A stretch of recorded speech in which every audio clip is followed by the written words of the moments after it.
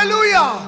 అంతేకాక మన మధ్యలో ఆమోస్ నాన్నగారు కొన్ని సంవత్సరాల నుంచి తాను పడ్డ ప్రయాసం ఎక్కడ చూసినా గత 1993లో 1992లో 96లో ఎక్కడ చూసినా ఆమోస్ గారు, సొప్పదండి ఆమోస్ గారు, సొప్పదండి ఆమోస్ గారు.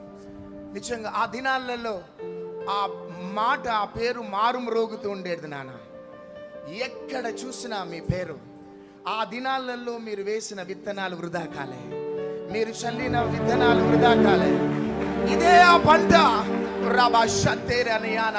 అలా ఈరోజు పంట బెల్లంపల్లిలో, ఆ పంట రామకృష్ణాపూర్లో, శ్రీరాంపూర్లో, గోదావరి గిన్నెలో ఈ పంట ఈరోజు పండటానికి కారణం మీరు విత్తిన విత్తన, మీరు ఏలియా వలె విత్తిన విత్తనాలు, మీరు ఏలియా వలె మీరు కప్పిన దుప్పట్లే ఈరోజు ఎలీషాలు అంత్య దినాలలో లేచినారు. ఇంకా మీకు దేవుడు దీర్ఘాయువును అనుగ్రహించాలి. ఇంకా నీ సేవను పరిపక్వమై అంచెలు అంచెలుగా దేవుడు దీవించి అనేక వేలాదిగా ఎలీషాలను తయారు చేసి అనేక సంఘాలు కట్టే సాధనాలుగా దేవుడు లేపుకోవాలని, ఇంకా మీ పరిచర్యను దేవుడు దీవించి ఆశీర్వదించాలని దైవజనులమైన మేమందరం కూడా కోరుతూ శుభములను పలుకుతున్నాం. హల్లెలూయా.